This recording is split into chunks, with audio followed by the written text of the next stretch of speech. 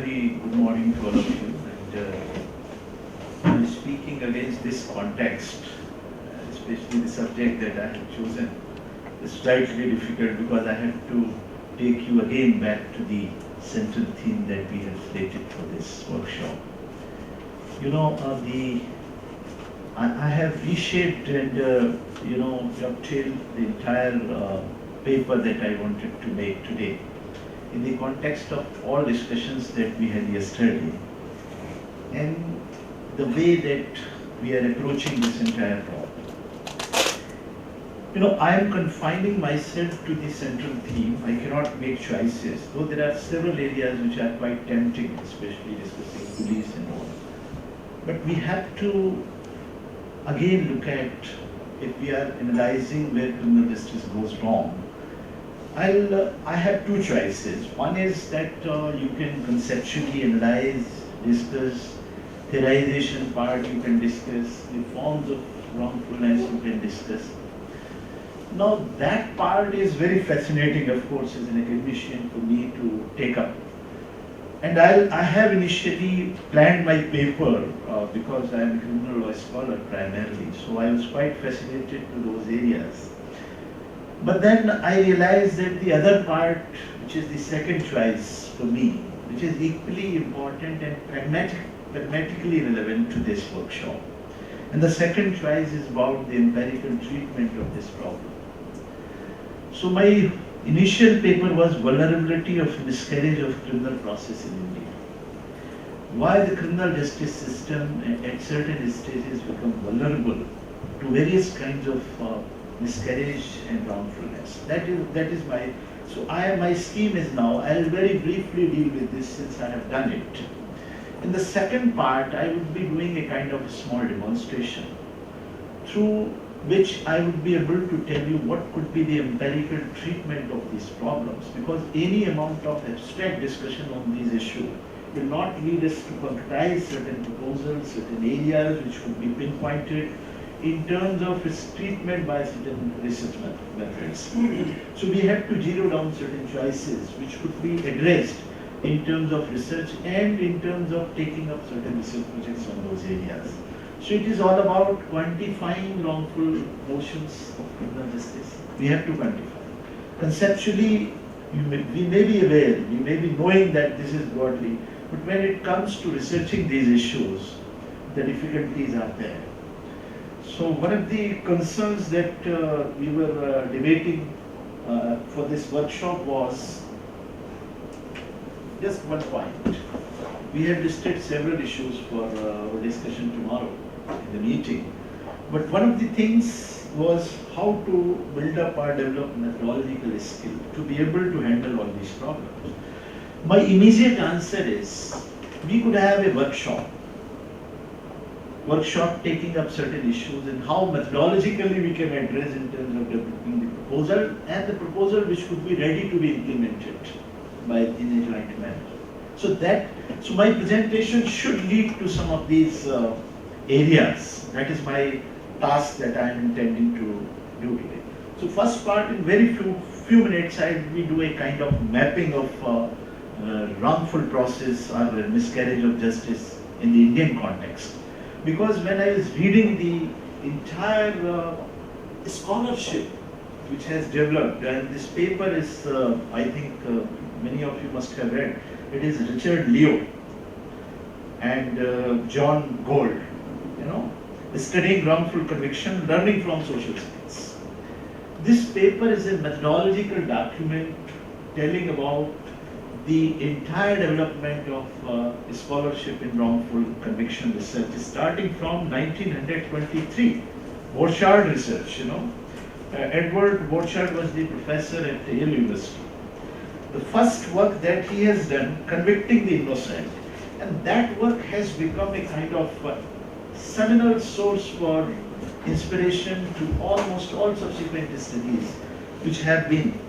And in all those studies, what were the methodological choices on the part of scholars in terms of handling these complex issues? And they have demonstrated that this subject is approachable by research, not by philosophy, not by impressionistic writing, but by sheer research works. So I'm just trying to first look at the issues which could be taken up or which could be seen, and then what could be the methodological treatment. In a very brief time I will be able to do it.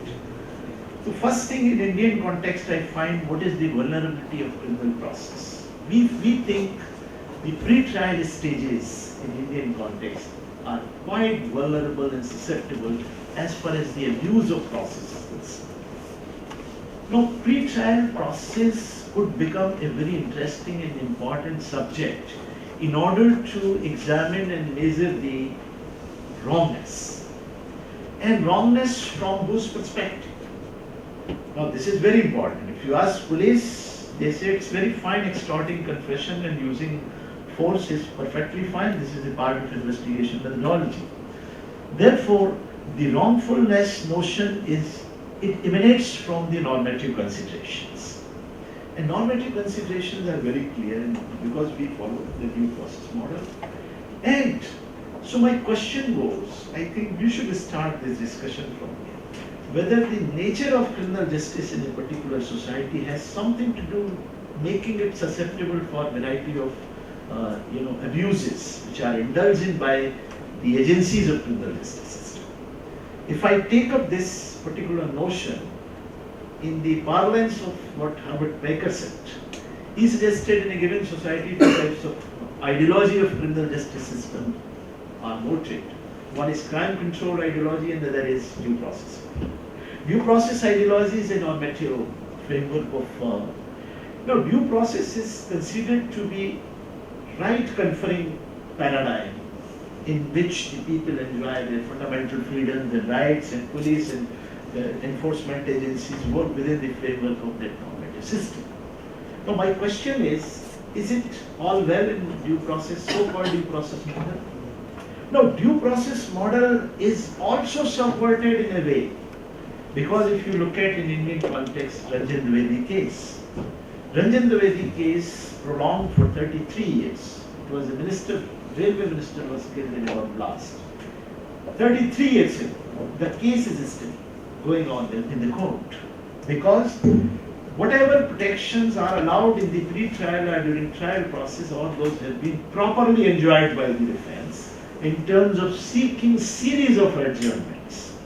And the adjournments have been granted to the defense, and therefore the case. This is a classic example of Kasab case when we followed, due process very intently.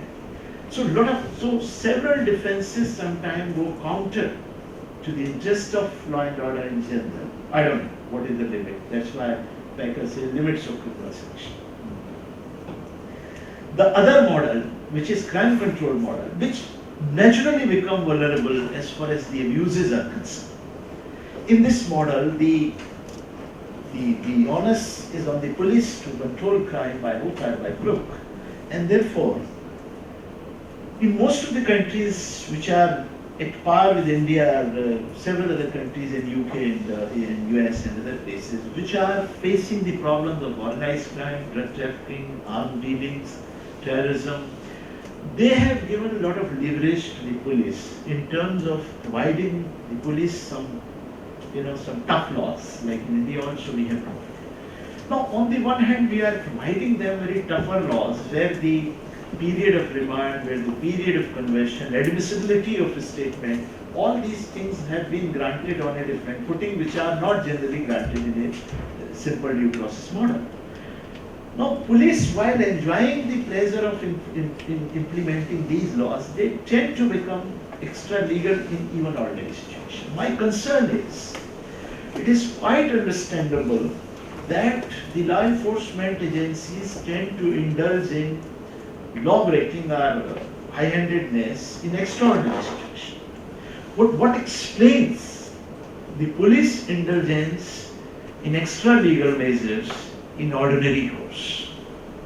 There is no answer. In India, both the models are available.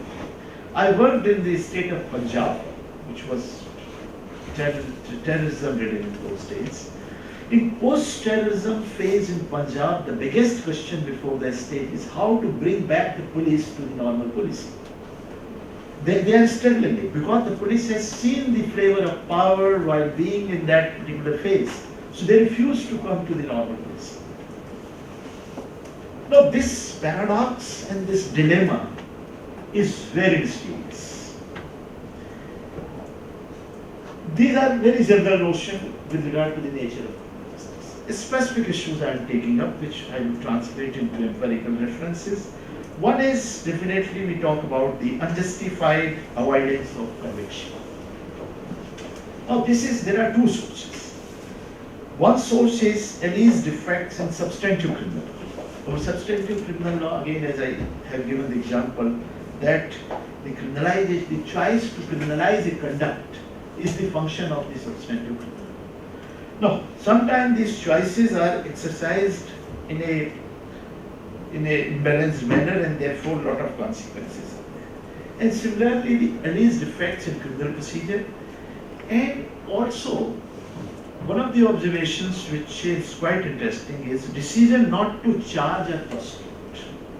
Now this is very important decision which is taken up day in and day out in the criminal process, and there are several external factors guiding this particular choice, not the normative considerations. It could be the intimidation to the witness. It could be the pressure tactics on the stakeholders or the parties concerned. Therefore, we have to understand how the decisions not to charge or prosecution is taken. Now the other part, I am not going much into unjustified or wrongful convictions because we have been discussing. But this is a subject.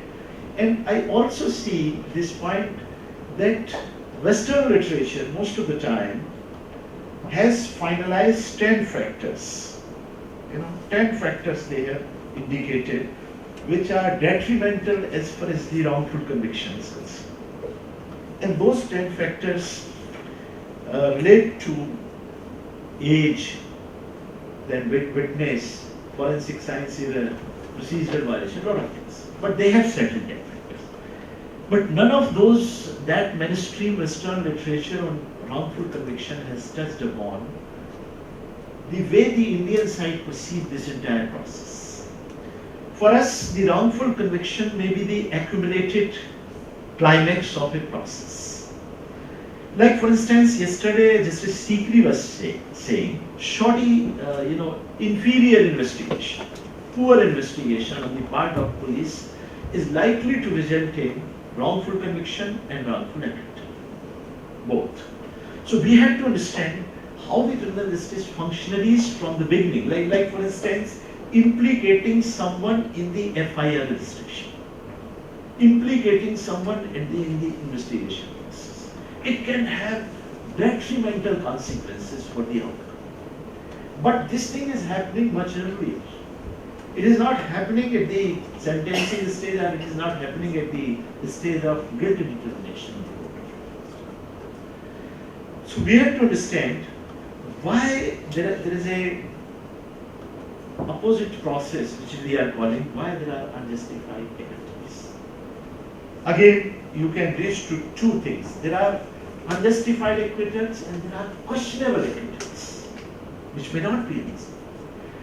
Now, when I read a lot of judgments, Professor Pandey was referring, I find a lot of hypotheses can be extracted from these judgments.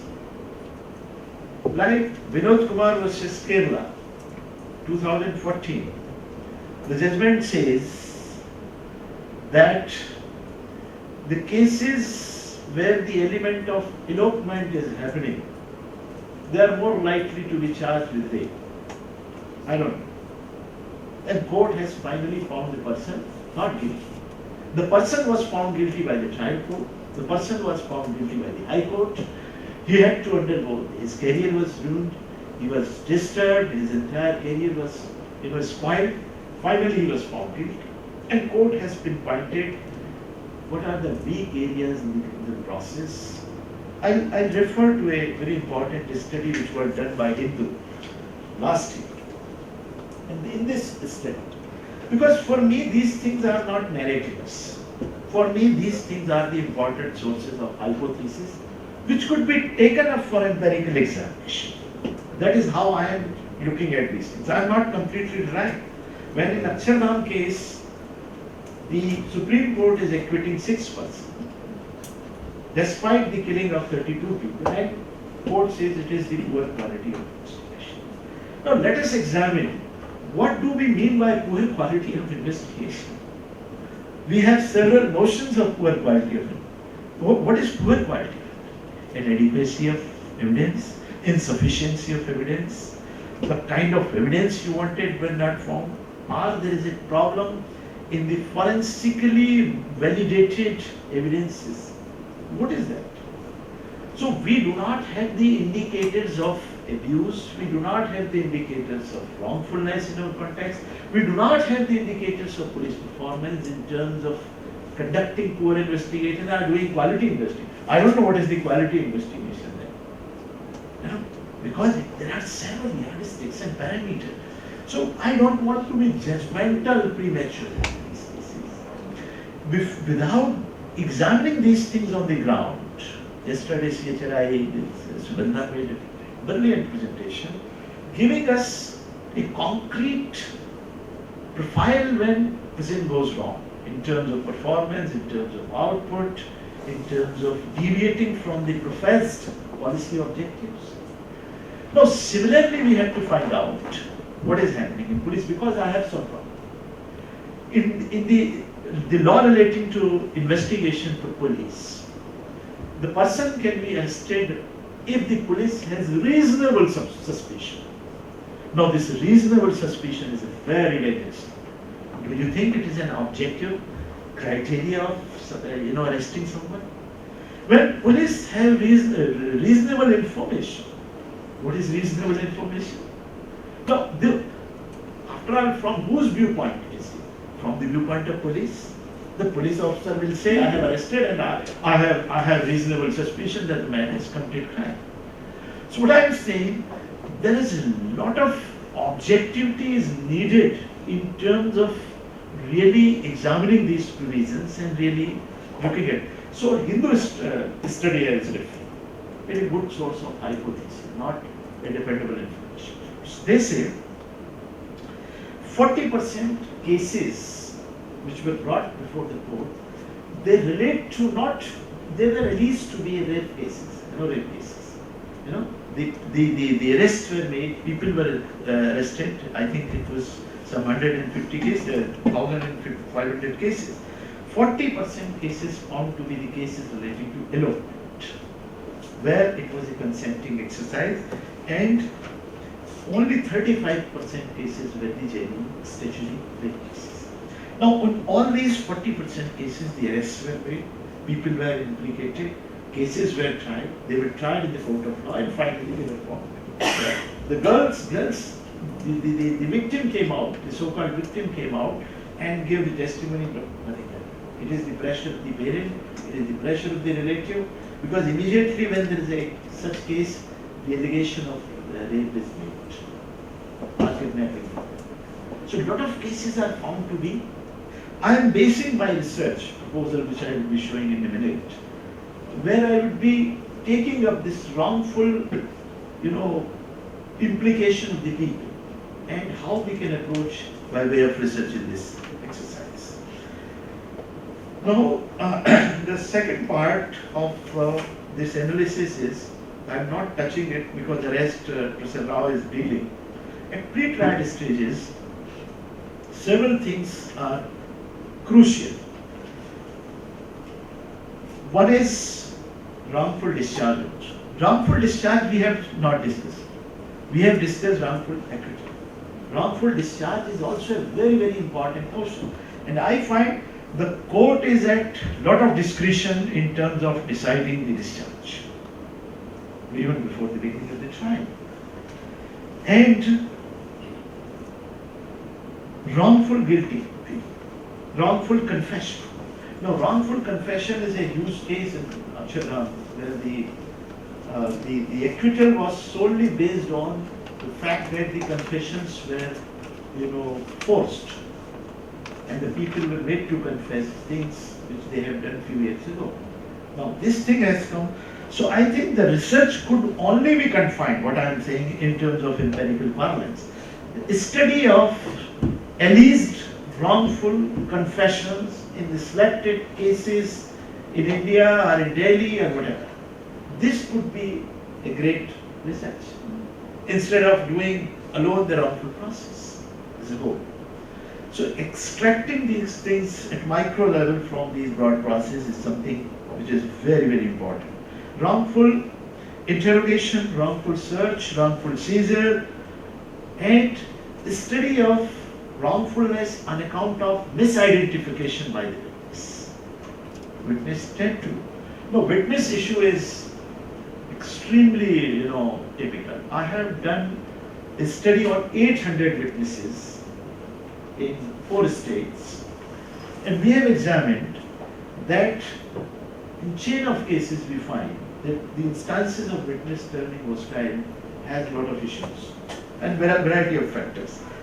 And they tend to give false statement for variety of pressures, variety of reasons. Yesterday Justice Sikri was saying this. And in India, I think we have not touched, I don't know, in UK it is slightly better. The forensic science is highly unreliable.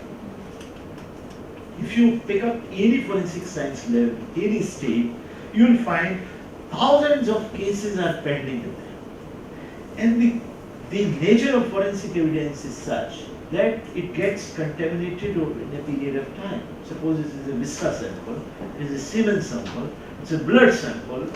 All these samples tend to get contaminated in a period of time.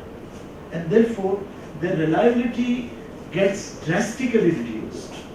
And therefore, the forensic methods in India is a huge risk. So, in the entire project of DNA-based testing which is happening in the US, going to be highly precarious in several places.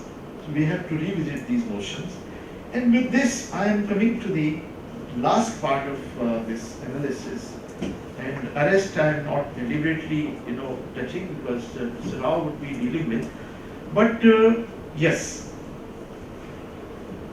the mapping that I have done, this list goes in 10 areas I have identified: denial of FIR registration, manipulation in FIR, asking for undue and unreasonable attendance of suspects, witnesses. These areas could become independent subject of research instead of doing all in one. Fifth is interrogation related abuse, inadequate or poor investigation, questioning of FIR on flimsy ground. Now, this is a big issue. I don't find this much in Western literature, but in India the High Court has a extraordinary jurisdiction to quash FIR in given cases if the person is moved to the court. Remember in India there was a case in which a lady IAS officer was mistreated, maltreated publicly. FIR was registered and the person culprit was sitting DGP of the state. So the lady who was herself an IAS officer, when she tries to get the FIR registered, she had to face a lot of difficulty in getting the FIR registered because when she went to the police station, she was welcomed that, madam, what happened? Please tell me. This happened. Who is the accused? When the accused name was disclosed, he was the sitting Director General of Police of that state. The SHO didn't have guts to register the FIR. She moved the complaint proceedings before the magistrate, which is another process to get the issue registered. Will you believe the DGP moved to the High Court requesting the questioning of FIR. The questioning of FIR was done in her case, and she had to again go to the Supreme Court. Interestingly, luckily she found a very activist lawyer who has moved up hundreds of such cases and fighting for the cause. She brought the matter before the court and showed the kind of impunity the person was having and the brazenness with which it was committed, and the justice was done in that case. So I am telling, questioning of FIR, this case is known because it is a high-profile case. I am talking thousands of such cases are present, are installed. Imtiaz Ahmed case, UP, it shows thousands of cases are installed at this stage of investigation. Why? Whose interests are served when investigation is installed at this stage? Police is not to interfere with the work of investigation. What I am trying to convey is there are several independent critical processes capable of disrupting the course of justice, resulting into finally in wrongful conviction or wrongful acquittal, could be individually taken up for empirical verification with the help of data which could be collected. In 5 minutes I will give you the demo and then I will finish. I have time? Yes, just. Because that is the added part which I have later done. And this is the applying empirical methods in studying wrongful conviction. This is a proposal. I have done it hurriedly. There may be few things. So 2 proposals I am proposing for our discussion. Study of wrongful conviction in rape cases in Delhi after the year 2000. Now, how this can be done? And second is victims of pre-trial wrongs in northern regions of India and Midlands in the UK, a comparative study of pattern degree forms. These are the 2 precise projects that we can take up. I can crystallize into the finer workable, measurable parameters, and then we can really launch these 2 studies. I am not taking up both, I am taking the first one. This is a demonstration. It could be developed into a full-fledged study. Second is the comparative study. Midland region, because I have been to Midland for about 1 year, so I know the Midland region very well.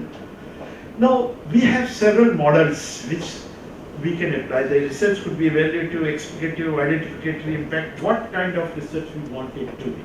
Fine, if I say it could be identificatory, because the identification of the very fact that wrongful conviction has happened or wrongful acquittal has happened is a big issue. Because wrongful acquittal, because if you ask the other party, he will always say the person was wrongly acquitted. If you ask the defense, they say the person was wrongly convicted. So whose perspective is by the way?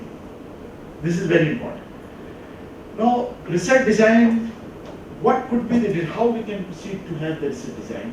I have posed 10 ways to, unless we ask these questions with regard to the subject that we are discussing, we cannot reach to the main issue.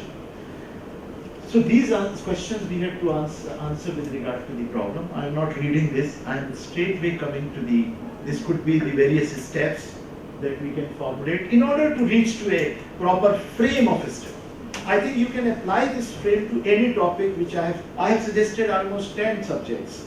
But in case of these 2 subjects, we have to formulate the objectives, we have to formulate the hypothesis, we have to select the sample, we have to collect the data. Now, what are the choices? If I have to apply this model, I have certain choices. The first is that a study has to be objective, reliable, valid, and generalizations. Now, yesterday Professor Pandey has referred the generalizations. We are very quick in generalizing without resorting to any generalization. That is the problem with most of the researchers in law. I'm telling you, this is the major problem in research. And if, please read, all law researchers must read this paper by Richard Leo. He is criticizing legal research for want of single very important reason at page 60. He said, we are in legal research mostly relying on narratives. A case we study, some narratives are extracted, and we think this narrative is going to be generalized in all such cases which are happening over the globe or in the country, which is not the case. So from the protocols, from the angle of the protocols of research, those could be narratives only applicable to those kinds of cases or for that particular case. So generalizing based on the basis of a particular case or basis of narrative of a particular case is a misleading proposition. Therefore, for want of objectivity, reality, validity, generalization has to be made based on sufficient observations. Therefore, the methodology of narratives has been vehemently criticized in this particular paper. And he has shown that the narratives could prove to be fallacious in drawing conclusions. So generally we read one cases and we try to generalize that this must be the situation, which is not. Because we are fascinated by these stories. The stories look good, but I think what we need to identify is the pattern, trend, based on sufficient observations. So I'm just now, what could be the focus? You can focus on offense, you can focus on accused profile, you can focus on geography. Like if suppose I do a study on wrongful conviction or questioning of FIR, I can choose rape case, I can choose murder, I can choose loot, I can choose murder, robbery, I can choose. So it could be offense wise, or it could be accused profile wise, young, middle-aged, elder, male, female. So I think we need to identify these parameters in geography. Like yesterday we had discussion, Anup was saying geography is important. Northern region have different things, southern region. So we can locate our study in geographical terms also. Variables. Now this is very important. Ultimately the study has to have the variables. Now what is the wrongfulness? Perceived or actual? Now a study, a Chinese scholar, I think again this study is worth reading. Another methodology by a Chinese study which is there with me, he has done a survey. You can do a survey on the wrongfulness of the process. He has done this survey on more than 5,000 people of different cross sections.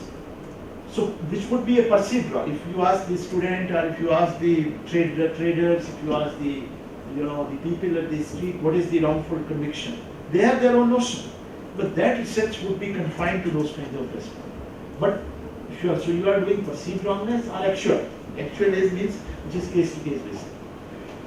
Concocted FIR. Now this can be measurable. We can see whether the FIR has been manipulated. Wrong application of it.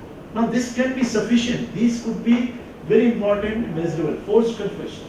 Wrong choice of evidence. Misidentification.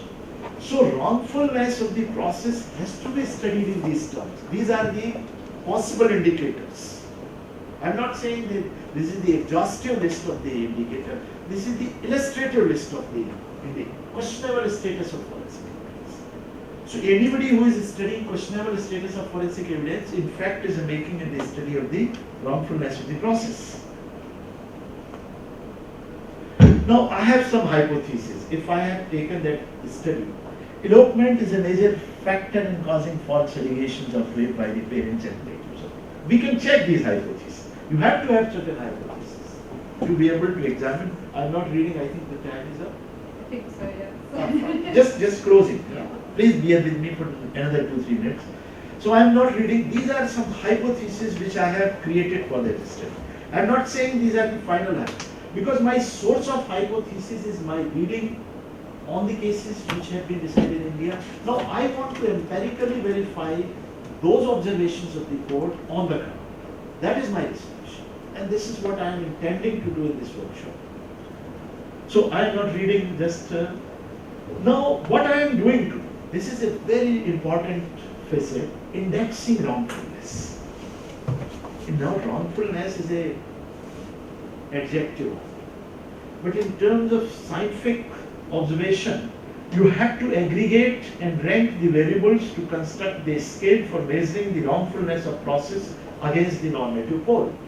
If observance of the law is the normative consideration, then the notice should be given before the arrest. This is the standard yardstick. Now, the extent to which the police officers are deviating, how often they deviate, and what are the total variables informing this entire index of wrongfulness. So if we are able to create, I think if this workshop could attend to some attention to this, what are the factors which would make the aggregate of the wrongfulness in terms of ranking the variables? Because if suppose there are 10 variables, for you, first questioning of FIR could be the most crucial. For him, the other variable could be crucial. So I think a ranking by the expert is required to be done for forming the index of wrongfulness. This is what I am trying to propose.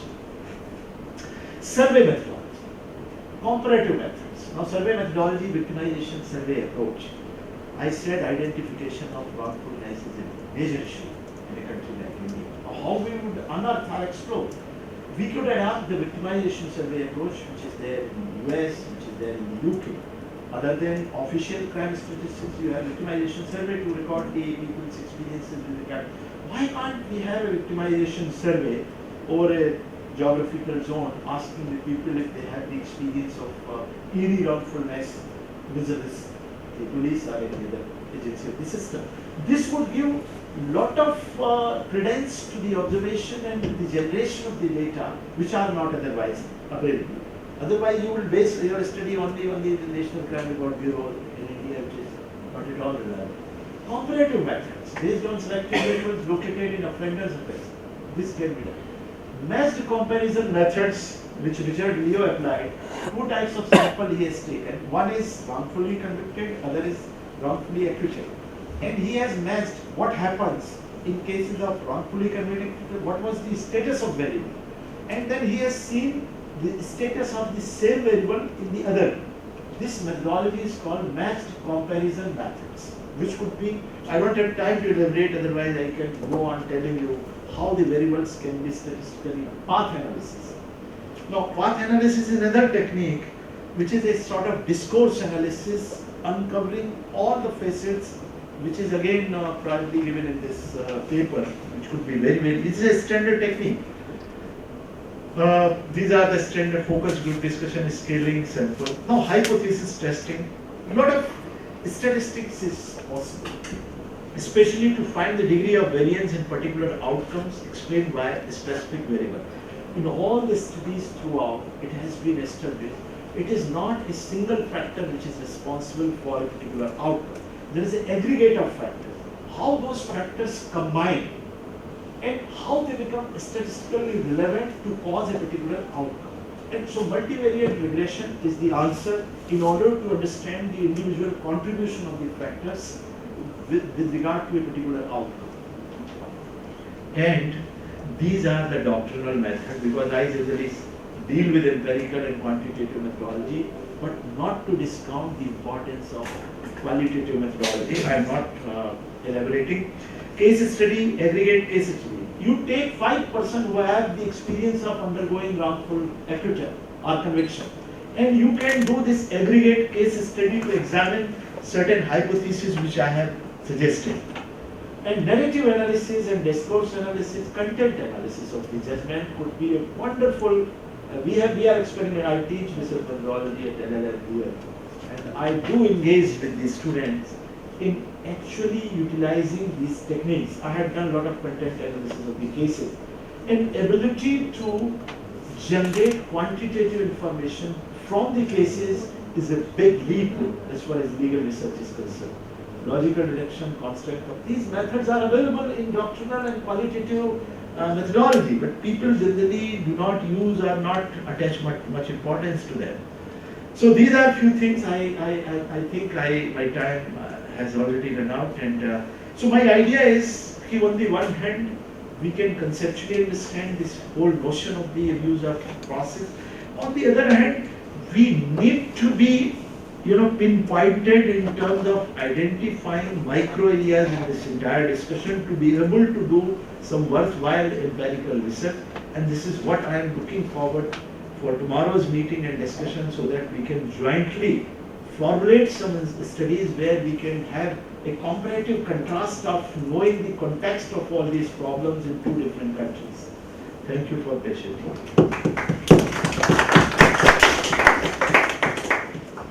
Thank you very much. Very illuminating and very detailed presentation. And we, I think, all look forward to picking up many of those points tomorrow, and indeed later today. I think the main issue, just before we break for coffee, I think a key issue or a key question that comes out is what we mean by poor quality of investigation. If we're thinking about the pre-trial process, how do we recognise, how do we identify, and how we recognise and how we identify depends on who the we is, whose perspective it is, as to what goes wrong and in what ways it goes wrong and who's affected by it. So what does a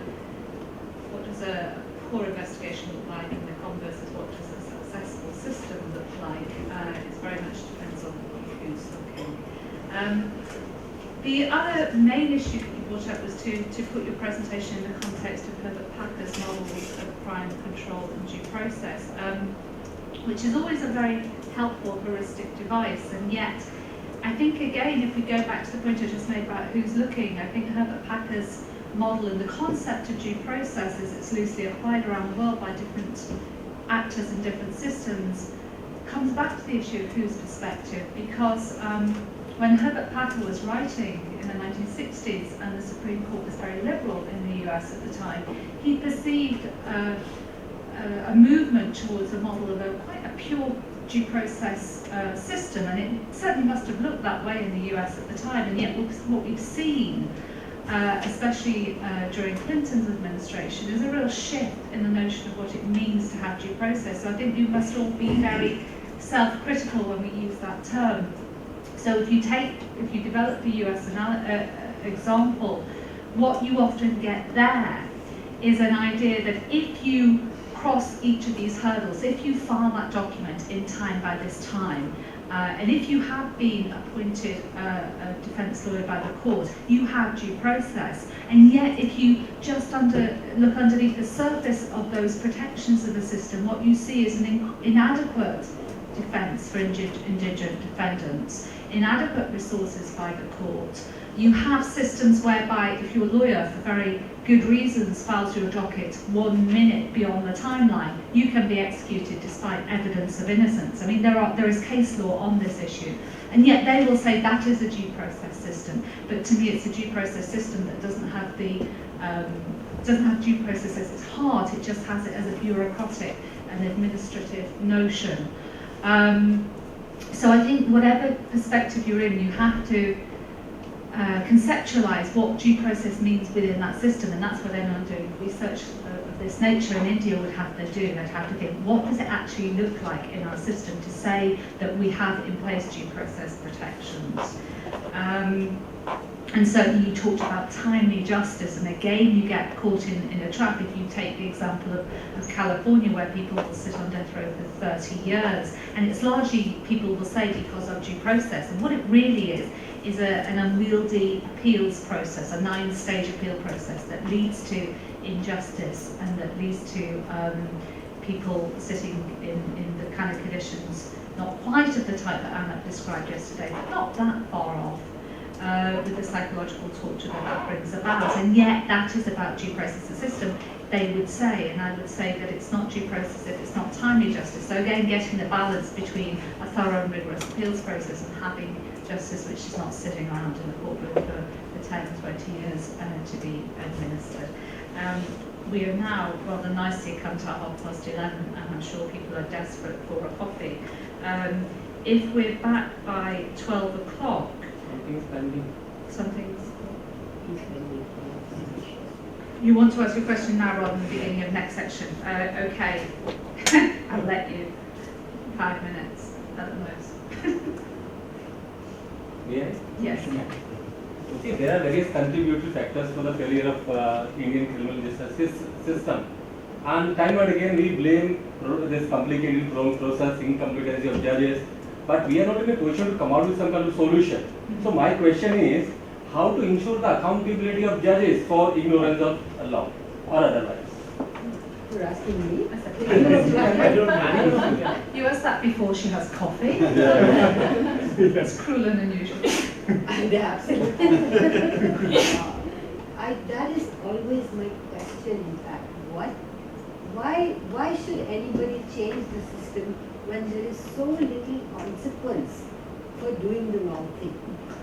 When the judge, as we see in our Jodhpur study, when the judge is simply to look up from his table to the person in front of him, just simply look up, and he doesn't do it. And he doesn't do it every day, and he doesn't do it for 50 people. And he knows perfectly well the consequences. There are no consequences for him. There is no consequence for the policeman, there is no consequence for the prosecutor, for the almut who sits on the side and takes money to write down whatever he should be writing down. So if there are no consequences, there's your answer. First he doesn't have a good education, then he doesn't know the law, then he's doing the whole thing in a language that he's not happy with or familiar with. I mean, there's so many things that we could say. But your question is really rhetoric. Your question is, come on, why are we not doing something about it? Don't ask me, I don't know, I just work this system.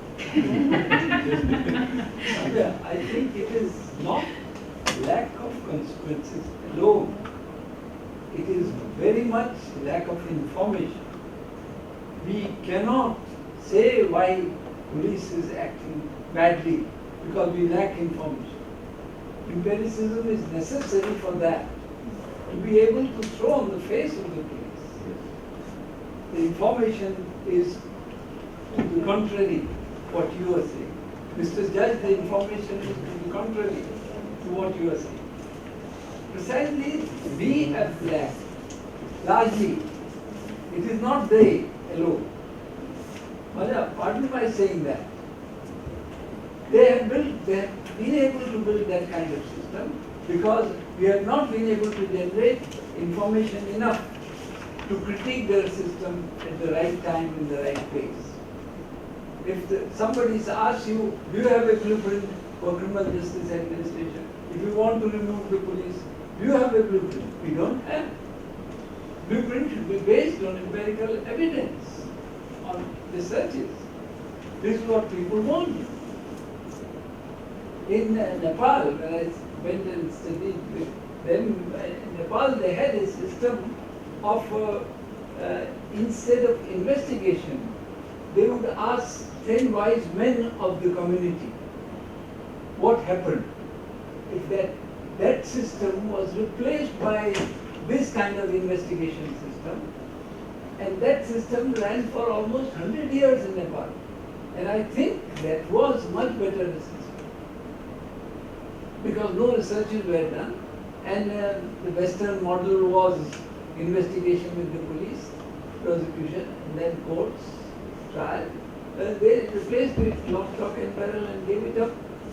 10 people who were outstanding, a kind of jury system at the investigation stage. That was much better. Before coffee. Are you going to leave it to me to say 10 wise women? Surely you meant 10 wise people, including women. Yeah? Yeah, I'm not going to let him answer, we're just going to go for coffee.